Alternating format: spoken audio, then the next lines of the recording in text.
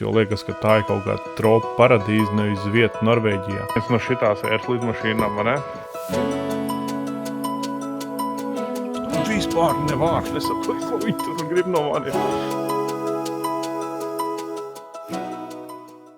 Čau visiem! Mūsējais atvaļinājums ir sācies, un šodien mēs esam izdomājuši aizbraukt uz Stavangeru. Pagaidām mēs ir nobraukuši tikai dažas stundiņas, bet jau pirmā interesantā vietiņa atrast. Un šitāda smuka vieta, es vienkārši par ceļmalu braucot atradām. Te ir kaut kāds resteplas, jeb atpūtas vieta. Superīgi vienkārši šitāda smuka vieta. Ritīgi labs atklājums īstenībā.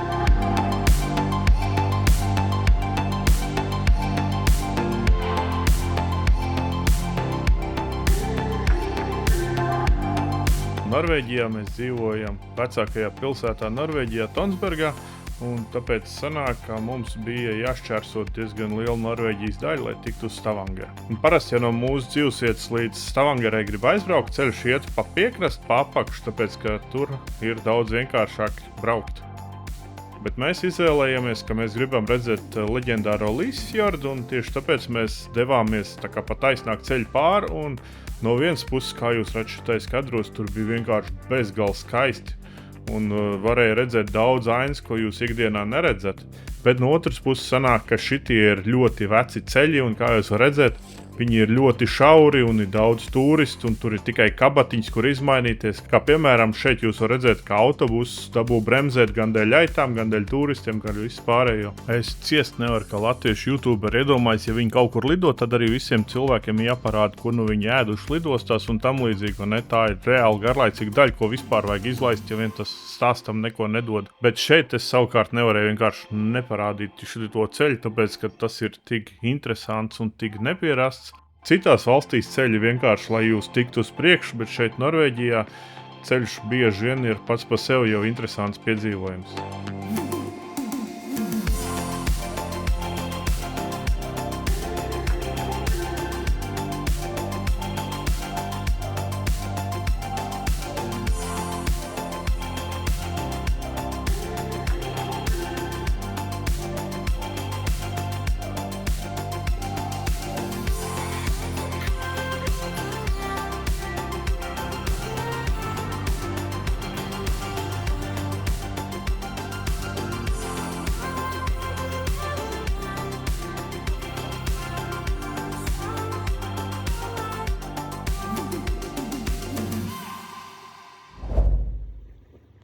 Mūsdienu modernās tehnoloģijas skatās kuģītes tālumā, un tad ir kā to es redzu. Diezgan iespaidīgs šitas fjords. Tur pat koki neaug, viņi vienkārši liekas vertikāla siena, ne? Nenormāli smuktei. Norvēģijai super daudz skaistas vietas, un šī ir viena no visikoniskākajām vietām. Šis saucās Līsefjords, jeb arī latviski būtu gaišais fjords. Dziļākajā vietā viņš ir vairāk kā 400 metrus dziļš, un apkārtie kalni sniedzas arī vairāk kā kilometra augstumā virs ūdens līmeni. Šitas fjords ir vairāk kā 40 km garš, un vienā galā atrodas slavenais Šērag, jeb arī akmens iesprūdis starp klintīm, kur viss grib uzkāpt un nobildēties. Savukārt otrā galā atrodas pasaules slavenais Preikestūlen, kas arī no apakšas izskatās ļoti skaisti un iespaidīgi. Šajā maršrutā ir vairākas opcijas, kā tu vari tikt līdz Stavangerai, un mēs izvēlējāmies vienu no vislēnākajām, jo šitas kuģītis speciāli piebrauc katrā vietā, kur ir kaut kas ievērības cienīgs, apstājas, parāda un arī komanda īsumā izstāst, kas tur tāds ir, ko tur redzēt.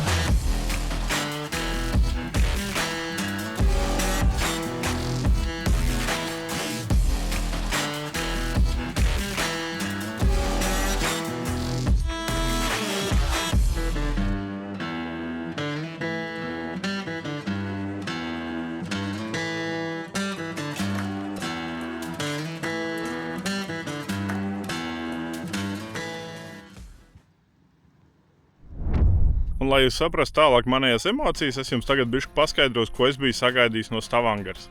Jo, ja tu lasi visādas buklets un tam līdzīgi, tad Stavanger skaitās tā kā Norvēģijas naftas galvaspilsēta, tā kā Uzreiz tu iztēlojies kaut ko tādu ritīgi lielu un iespaidīgu, vai ne? Ka tur būs kaut kas jauns un moderns. Nākamā lieta, kas tur, protams, ir Eļļas muzejs, kas man bija ļoti interesanti, ko es vēlāk paskaidrošu. Tad nākamā slavenākā lieta ir Vecpilsēta. Viss tā pilsēta sākotnēji tur parādījās pa lielam tikai tāpēc, ka tur bija ļoti laba zvejniecība un attiecīgi tur ir daudz vecas mājiņas, kas ir tā kā kultūra fondā saglabāts tagad, vai ne? Tur ir vesels rajons aizsargāts ar daudzām smukām mājiņām. Tur arī obligāti vajadzētu izstaigāties. Nākamā slavenā lieta Stavangerā ir Prekestūlens, bet tur mēs nebrauksim, tāpēc, ka man būs dienvidu piedzīvojums, kad es plānoju tur uzkāpt un nav ko mocīt ģimeni. Un pēc tam nākamā lielākā slavenā lieta ir šitā skulptūra zobeniem. Un pēc šitiem objektiem vadoties, mēs arī plānojam, ko mēs darīsim šitajā atvaļinājumā. Vai mums tas viss sanāk? To jūs redzēsiet turpmākajās dažās minūtēs.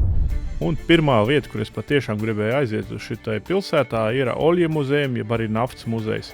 Un vēl jo interesantāk man tur bija iet, tāpēc, ka es biju arī uztaisījis video pa Norvēģijas pensijas fondu, jeb arī to fondu, kas pārvalda visu Norvēģijas naftas naudu. Un tieši tāpēc man bija interesanti apskatīties, kā tas izskatās tīri no praktiskās puses. Bet skatoties no manu video perspektīvas, tā kā es taisīju savu video, tad bija tikai 19 triljoni, un tagad jau ir vairāk kā 22 triljoni. Un šeit muzejā bija tieši saistē uzreiz, cik daudz naudu ir viņu naftas fondos.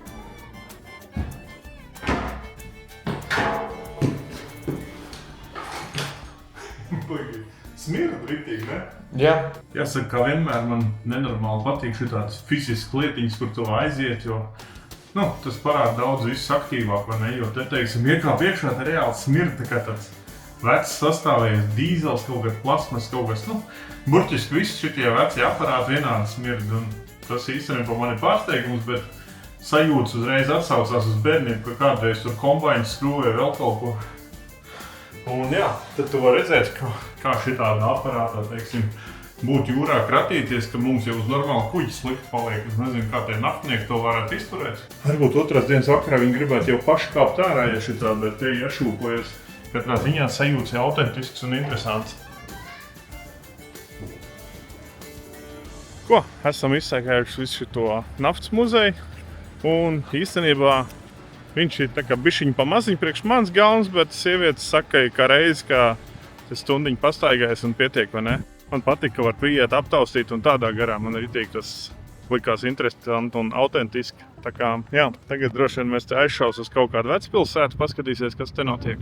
Atvainojos mās pašreklām. Tie, kas seko man ilgāk, tie jau zina, ka mēs Ainaru centāmies uzorganizēt ļoti skaistu pārgājienu šeit Norvēģijā, bet doma bija, ka mēs to uztaisīsim tagad augusta sākumā, bet dzīvi un mums nav izdevies saskaņot savajos grafikus. Mēs abi esam diezgan aizņemti un mums ir daudz kas darāms tagad vasaras laikā. Un nācās šito visu pasākumu tagad aizstumt mums bišķiņ tālāk. Cilvēki, kas atsaucās un aizpildīja manējo anketu par iespējamo piedalīšanos šajā pārgājienā, lielais vairums nobalsoja par to, ka viņi grib redzēt vairāk kalnus. Un tagad es došu vārdu Ainaram, un viņš izstāstīs sīkāk par šito pārgājienu. Vēl pēdējā lieta, mums grupā vēl var pieteikties daži cilvēki, tā kā, ja tev izraisa šitas pasākums interesi, tad piesakies, jo tagad ir skaidrs gan datums, gan arī, kur mēs ies un ko mēs centīsies tajā visā pasākumā pieveikt. Sveicināti! Pastāstīšu sīkāk par mūsu projektu pārgājienu.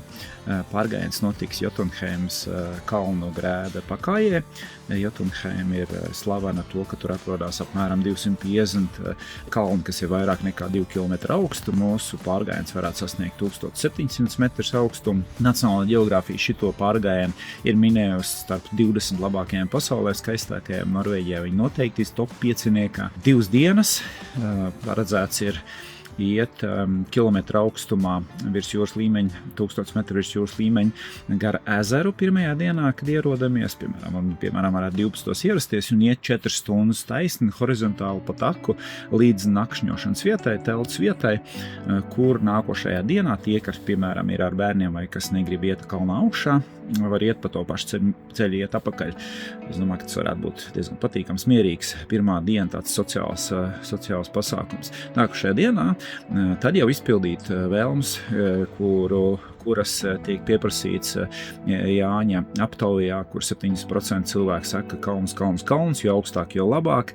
Un tad mēs varētu noteikti sākt no rīta kāpt 500 metrus diezgan stāvu augšā, nonākt 1300 metru augstumā, pēc tam 200 metrus lejā, nonākt līdz vienai šaurai korei starp diviem ezeriem, zaļam un zilam. Šīs skaistās krāsas spēle ir ievērojama. Un pēc tam tur 400 metrus uz augšu apmēram un uz leju parkingam. Visa tā būtība ir iekš šiem diviem ezeriem. Vienā pusē ir zaļā krāsā, kur atspīd no kalna nogāzes. Iespējams, ka tad būs jau rudenīgas krāsas. Septembrī mums paredzēta 19. 20. septembris, sestdien, svētdien. Problēma, izaicinājums drīzāk to nosauksim, ir temperatūra. Ir iespējams, ka pat uzkrīt pirmais sniedziņš, ir iespējams, ka telcī jāguļ pie 0 grādus, mīnus varbūt kāds grādiņš ir. To mēs redzēsim tuvāk. Iespējams, varēsim pirmā un otro dienu, iespējams, pirmā dienā jāiet pa kalnu, un otrā dienā ir jāiet pa leju, ja ir, piemēram, kalnā galīgi liela migla. To mēs varam improvizēt uz vietas, jebkuros laikapstākļos, sliktos vai ne. Tā gara ezera ir patīkami iet. Tur tāds lokāls klimatiņš, ezers, kurš 20 km garumā. Līdz 19. jau tur būs cieta turista namiņi, un kuģīši arī beiguši darboties. Tā kā mēs varam mierīgi pavelti teltīs gulēt. Droši vien vajag kādu biezāku guļumu maisu. Nākušajā video es pastāstīšu vairāk par drēbēm un lietām, kas jāņem līdzi. Un burtiski pāriet pār pa ielu no Naftas muzeja, jūs nonākat Gamlis Stavanger, jeb arī Stavangeras vecpilsētā. Un viss šitās koku ēkas vienbrīd bija ideja nojaukt un uztaisīt modernu pilsētu, bet paldies Dievam tajā laikā galvenajam pilsētas arhitektam pietika prāts šito visu saglabāt. Kas ir interesanti, pārsvarā šitas rajons visvairāk attīstījās, tā kā bija tā saucamais konservu fabriku zelta laikmets. Jā, izrādās, ka tāds laikmets ir bijis, jo pirms Stavanger bija naftas galvaspilsēta, tad Stavanger bija pazīstama to, ka viņi galvenā vieta, kur ražo lielāko daļu no zivju konserviem Norvēģijā. Un, lai gan viss tas rajons ir vēsturiski aizsargājams, tur ietilpst vairāk kā 170 mājas, bet tas nav nekāds muzejs, tas ir reāli apdzīvots pilsētas rajons. Protams, ka vietējiem iedzīvotājiem tur ir stingri noteikumi, kā jāsaglabā tās ēkas un tā tālāk, bet jūs varat redzēt, tas ir pilnībā foršs, dzīvs, mazs, fifīgs rajoniņš.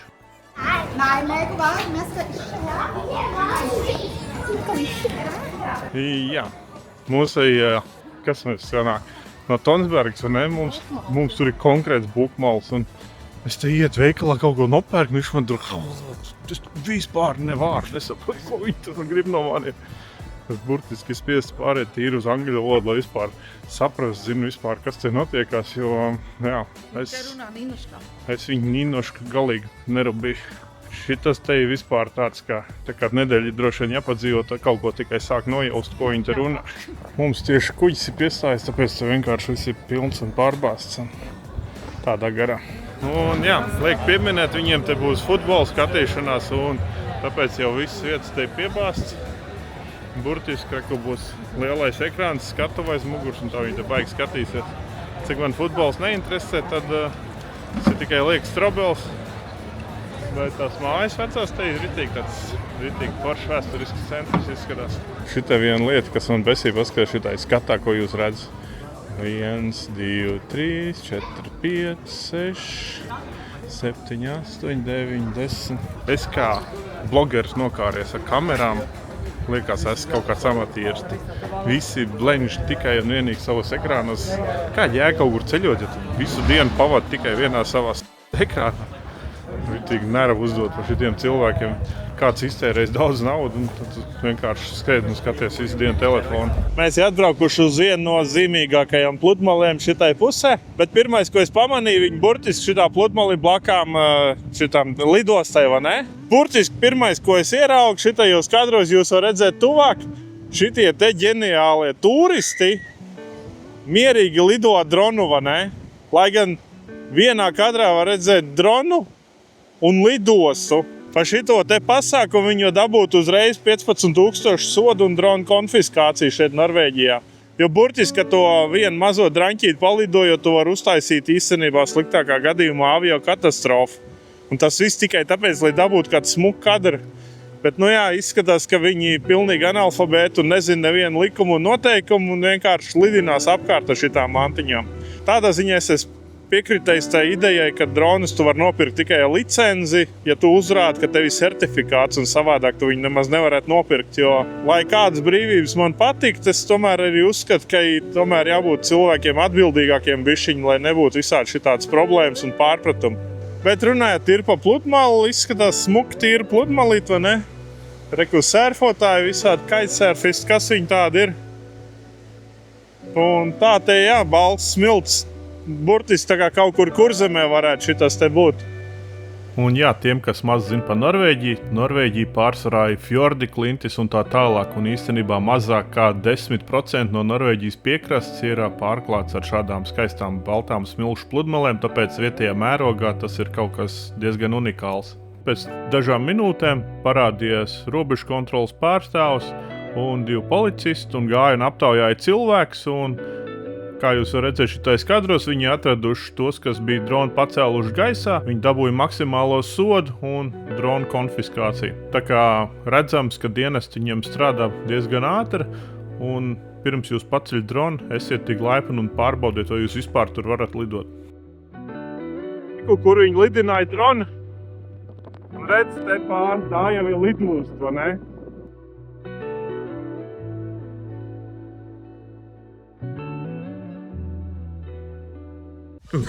Uzmini, kur Jānis atkal likt. Protams, ka tas ir aviācijas muzejs. Es dabūju pārciest arheoloģijas muzeju un tagad...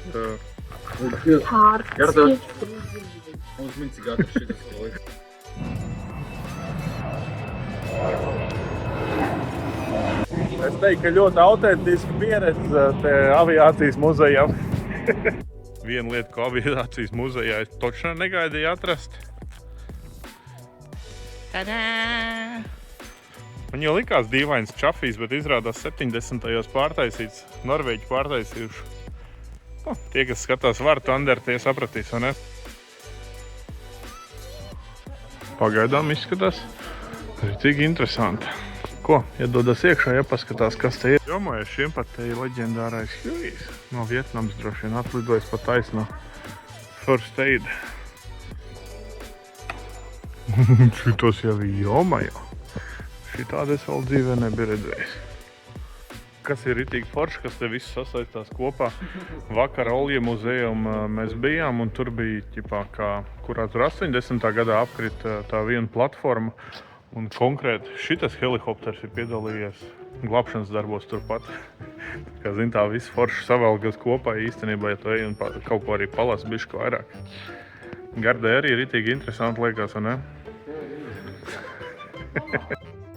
Interesanti. Žēl, ka ne visur var iekāpt, bet tas arī sagaidāms. Tā kā visādi hidro, kas viņi skaitās, kas var uz ūdeni nolaisties.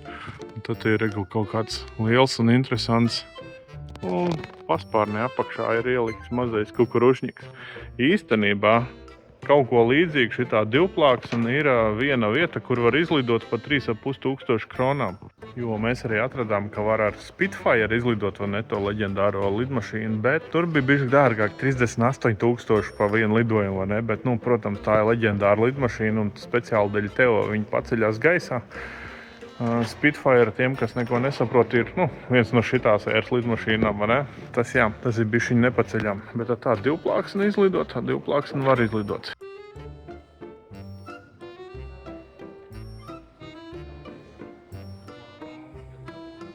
Labi, nemocīšu jūs ar pārējiem lidmašīnu apskatiem, vienkārši te ir vērts atbraukt, te ir vērts apskatīties, jo te ir patiešām interesanti un salīdzinoši vismaz tagad sēdienā maz cilvēku, tā kā diezgan interesanti var paskatīties, visu apčamdīt, izlasīt un tādā garā. Šitas ir to vērts un īstenībā te 35 eiro kaut kas tam līdzīgs Latvijas skatītājiem, lai saprastu. Un konkrēti šito rāmu, ko jūs man redzējis muguras, atceries, es rādīju, bija pa to salu, kur nogremdēja to Blucher, to lielo kuģi. Un izrādās, ka konkrēti šitas lidmašīnas rāms ir bijis tieši izcelts ārā, jo viņš ir tieši dienējis uz to kuģi. Tā kā, jā, Norvēģijā tā vēsture baigi interesanti, ka tik daudzos dažādos muzejos ej un ir tā kā viss sasaistījies kopā, vai ne, ja vien tev ir bišķiņ tā interese. Opā, izrādās, te arī ir vēl modernākā daļa.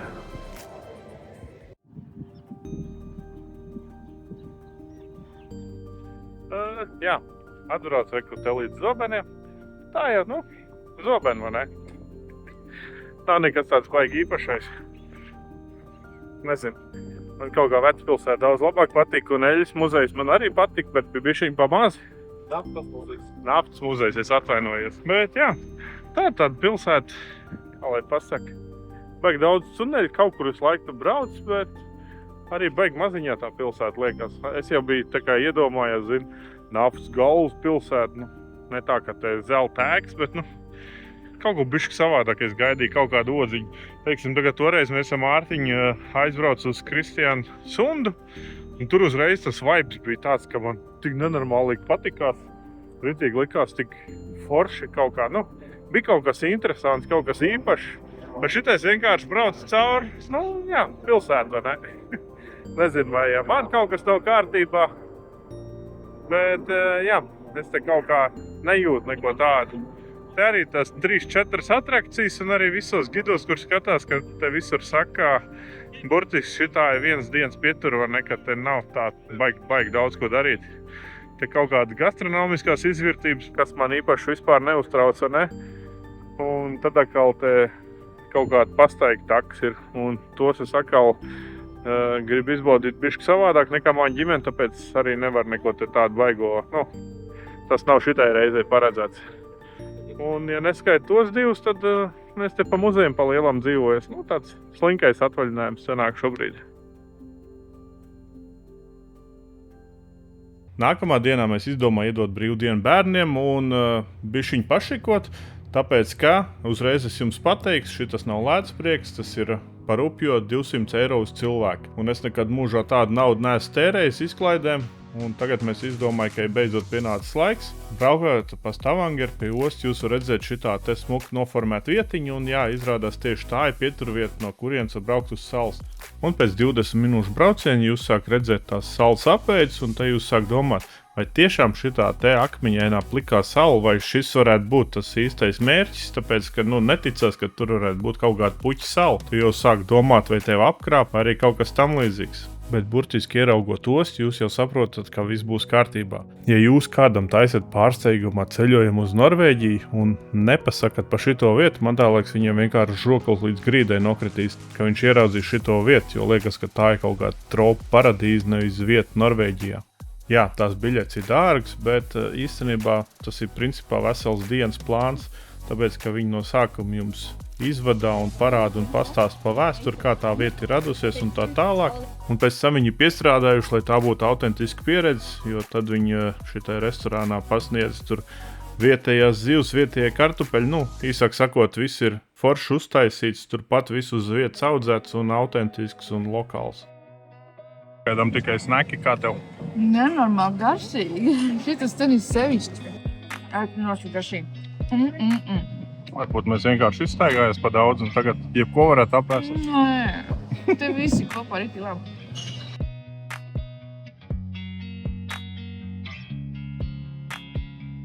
Šitā olīva esot 500 gadus vecs. Viņa esot kaut kādā Spānijas parkingā rakt ārā un šiem ir paveicies, viņi ir nopirkuši. Šo viņi diezgan lepojas. Bet, kā jūs te var redzēt, te ir atmosfēriski, vai ne? Beidzot tik ārā, vai ne? Jā, tas bija bišķi pa garu. Tiem cilvēkiem, kam patīk staigāties pa dārzu, tiem bišķīt nervozi trīc kājas pie pusdienu galda. Tu iznāc no tāda restorāna ārā, pa šitādām taciņiem pastaigājies. Ja tev nepatīk šitie man mīļotie kociņi, kur tur ir lejā palmas, tur ir bambusi, un tepat blakām ir Japānas dārzs.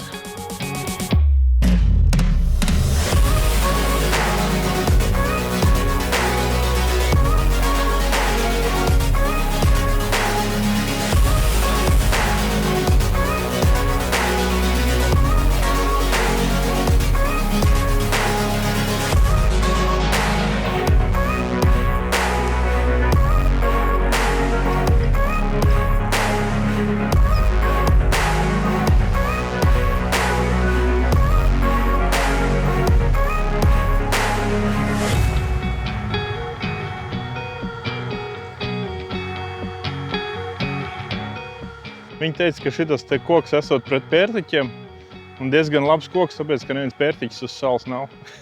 Tas nekas, ka mēs ir Norvēģijā, vai ne, bet, nu, jā. Kroči, viņiem ir savu vietējā prikala. Bet pēdējo reizi šito koku kaut kur netīšām redzēju Vācijā. Nav nejausmi, kas tas tāds ir, bet izskatās ļoti interesanti un smuki. Jo man patīk, ka pavasaros atverās čiekuru un tad viņi ir šitā te. Tad izrādās, ka tāds ir vesels koks te. Kur vēl tu izies caur bambusiem un pagriežās un ir vienkārši perfekts skats.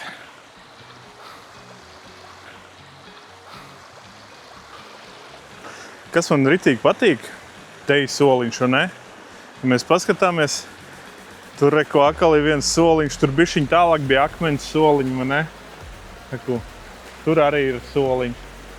Te ir diezgan daudz tādas vietas, kur ir superīgi vienkārši, ka tu var apsēsties, aizvērt muti un izbaudīt, vai ne? Un arī, ja jūs brauc ar lielāku kompāniju, tad, nezinu, var sēdēt ārā, ēst saldējumu, vēl kaut ko. Ir kaifīgi vienkārši. Bet jā, es, protams, cenšos jums kaut ko parādīt, tāpēc es visu laiku te ļerkstu. Bet tā te vienkārši forši būt. Vienkārši eksistēt šitai pašā dimensijā ir jau forši. No muļķīgiem jautājumiem, ko viņiem uzdodot, te ir baigi daudz visādi koifišu, ne? Un viņas pat dzīvot līdz 90 gadiem, un jo viņi ir lielāki, jo viņi ir vecāki. Visvērtīgākās ir tāds balts ar sarkanu pieri, tā kā ķipā Japānas krāsās, ne? Un tāpēc viņas esot ritīgi dārgas, un dārgākās esot līdz 10 000 kronām, un tad viņiem ik pa laikam kāds gardēdz pajautā restorānā, vai iespējams pasūtīt savu koifišu, vai viņi nevar te uzcept, vai ne? Paskatās, cik viņas ir daudz, te pat aizmugurē katrā, jo es vismaz 3 var saskaitīt. Tagad ir diezgan silts laiks, tāpēc tas ūdens viņiem ir zaļš, lai gan viņš tur filtrējas cauri, bet, nu, burtiski katra ekskursija, ka nāk, es redzu, ka viņi iemet tām koifišām barību, es domāju, te ir bišķiņ pa daudz kaut kāda, nu, nitrāta vai vēl kaut kas. Tā viņi saka, burtiski te pat peld, vai ne? Paskatās, tāds liels makams. Un jā, tām zivīm šitās nav pat traki, viņi te pārbauda visus tos līmeņus un tādā garā. Tās zivs te mierīgi peld un dzīvo un... Tas ir liels jomā, jo. Te gandrīz ar rokām viņus un oķer. Tāpēc, ka te pat ejot pāri, te ir viena ziva, te ir lielā ziva. Būtu bišķiņ zidrāks ūdens, ej tu nost. Tāda pieredze. Sabiedai zivu. Tātad, kas šito visu paradīzes nostūrīti uztaisīs? Sanāk, ka visa šitā salas daļa ir nopirkta viena ģimene, nopirkus viņu. Un viņi nopirka, tāpēc, ka pārējie fermeri negribēja pirkt, jo viņi domāja, ka te ir pārāk daudz vēju, te pat aitām nepatikšot, te būšot pārāk sarežģīt vēl kaut ko. Un tas onkls nopirka, un kā jau tas hitu koncepts ir, ka viņi grib nopirkt kaut kur savā zemes nostūrītī, lai neviens viņiem netraucē dzīvot un tādā garā. Un sanāca, ka viņš bija bijušais puķkops, un lēnā garā vienkārši sāk iekopt visu šito rajonu. Un viņš tur taisīja, kamēr cilvēki uzzināja, ka te ir tik smuks nostūrīts. Un tad vietējie sāk prasīties ciemos, jo te ir vienkārši tik bezgalīgi skaisti. Un tad viņi izdomāja, ka, lai ciemiņiem būtu inčīgāk, tā sieva var uztaisīt zivu zupu, vai ne? Un lielos vilcienos sanāk, ka pirmā gadā bija 400 ciemiņi, pēc tam viņi saprata, ka no to var kaut kādu bizīti uztaisīt, un nākamā gadā 6000 viesus, un tagad tas izaudzis līdz 50 000 cilvēku katru gadu apmeklē šito te. Un, protams, šis nav pieejams visu gadu, jo šis ir vairāk tā kā vasaras izstāde, vai ne? Tāpēc tas ir diezgan ierobežots skaits. Un šitai vietā nebūtu nav vienkārši to visu sastādīt un uzturēt un tādā garā, vai ne? Bet jo vairāk viņi stādīja, jo vairāk arī paši puķu audzētāji un izplatītāji viņiem piedāvāja puķis, lai vienkārši notestētu, vai tas vispār Norvēģijā var normāli iedzīvoties. Tā kā īstenībā manās acīs šis ir reāls paradīzes nostūrīts, ko jau 3. paudzē viena un tā pati ģimene ņem un kop. Viņi teica, ka viņi katru gadu pārstāda vismaz 40 000 puķis un turpat blakus restorānām. Tagad pavasar, kad viss puķis izstādīts ārā, tad tur audzē garšaugus tam pašam restorānam. Bet tā pa ziemu tur viss viņi sanes iekšā palmas un viss pārējo, kas ir tādi, kas nevar izturēt augstumu. Un tad viņi tos visus ņem un sanes tur iekšā un tur siltumā, vai ne? Ieziemo tā kā.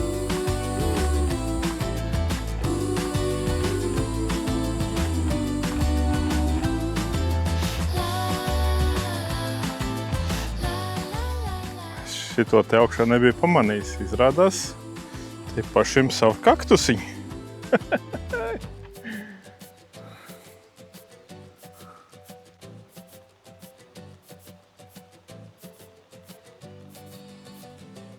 Te ir tāda auga interesanti, kāds arī vispār var nosaukt visu šitos augus no galvas, vai ne? Tāda izvēle, te ir tāda izlase, es nezinu, man vārda trūkst. Viņi vāc lietas ūdeni un viņiem vairākās vietās, kā jau uz klintīm, tur viņi sakrājas dabīgi, vai ne? Un tad viņi jau tā kā baseins uztaisījuši, kur viņi visas lietas ūdeni savāc un visu laiku recirkulē un tādā garā, vai ne? Es pirmo reizi par šito pasākumu uzzināju, ka bija ceļo ar Ediju, viņiem gadu vai 2 gadu apakaļ bija tāds pasākums un neticējies, ka tas tiešām ir šeit pat Norvēģijā, vai ne, bet tagad es te staigā. Burtiski 20 minūšu braucienā no Stavangeras un te ir vienkārši šitādi skati. Tas ir kaut kas neticams, tas ir neticam dārgi. Mēs jau sāk domāt, varbūt mēs jau sievas kaut kā praksē tikt vai kaut ko tam līdzīgu, vai ne? Vasaras darbā mēs te vienīgi varētu atbraukt. Es domāju, ka mūsu izdoma mēs vēl arī varētu izdomāt, kā šito visu vēl bišķiņu uzlabot. Vienkārši debešķīgi, man ja godīgi vārda trūks. Es jau tik daudz staigā, kaut ko mēģinu nofilmēt, bet kā lai es atrodu vienu smuku kadru, kur viņi miljards burtiski. Tā kā paskatās tagad, redz, perfekti, zālī perfekta, koki ir perfekti, viņi karājas zied, vienkārši kaifs. Nu, sieva, pasaka tu kādu vārdu par šito. Šitās puķu dobes, tās patiesībā ir ļoti no vienkāršiem mums pazīstamiem ziediem. Te ir begonijas un visa veida tie zvaniņi. Tās visas mums ir pazīstams, vienkārši ir izmantots, ka viņas ir tik dažādās krāsās un lielos daudzumos sastādīts, un tas jau arī dod to efektu. Tā kā patiesībā šitādi līdzīgi dārzi bez palmām var mierīgi arī sev mājās uztaisīt, ja ir tāda vieta.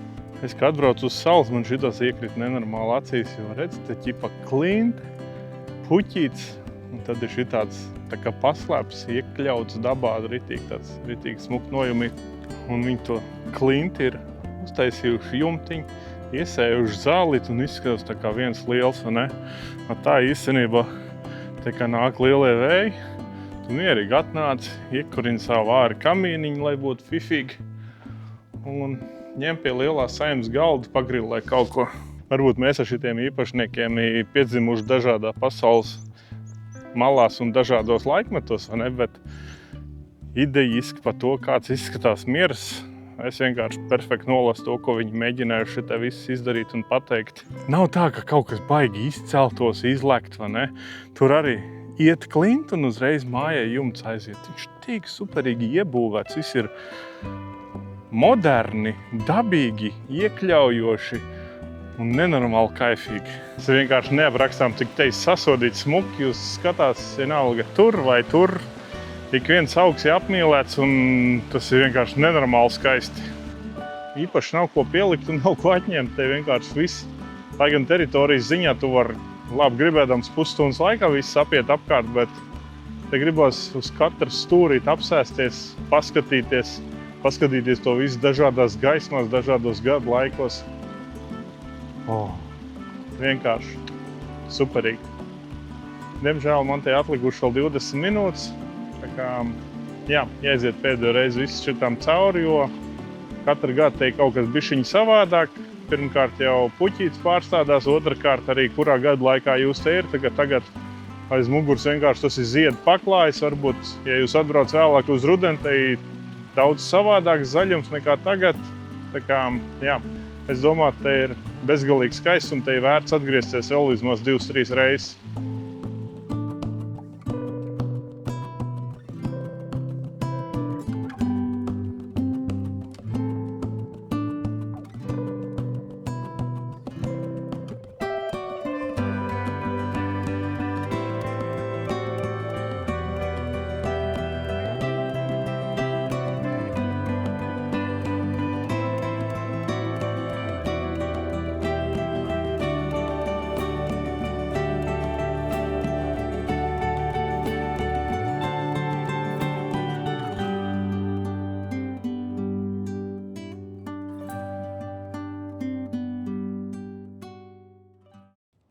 Un visam labajam, diemžēl, kādreiz pienāk beigas, un nākamā dienā mums bija jāpošas uz māju pusi.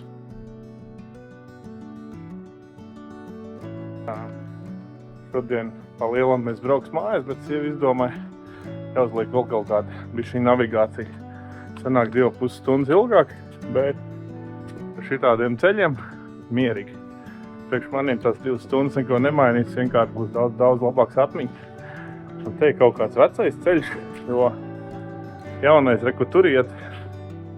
Šitā var tikai ar kājām. Restepās gan bija ciet, bet mēs atrādām citu iespēju atstāt mašīnu. Ar šo arī mūsu atvaļinājuma video ir beidzies. Un, ja tu esi noskatījies tik tālu, tev droši vien patīk, es tik laipns uzspied laiku. Un, ja tu gribi redzēt vairāk pa mūsu dzīvi šeit Norvēģijā, tad uzspied abonēt un YouTube parādīs jums, tikko es būšu augšupildādējis kaut ko jaunu un interesantu.